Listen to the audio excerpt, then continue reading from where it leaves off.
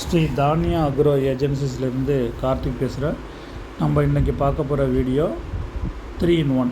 3-in-1ங்கிறது என்னென்னா, விதை நெல் குருணை வடிவத்தில், லிக்விட் வடிவத்தில், பவுடர் வடிவத்தில், இது மூன்றும் ஒரே ஸ்ப்ரேயரில் நம்ம தெளிக்கலாம். நம்ம நார்மலாக நம்ம கையால் விதை தெளிக்கும் போது பார்த்திங்கன்னா, விதை நெல் ஏக்கருக்கு 12லேருந்து 15 கிலோ தேவைப்படும்.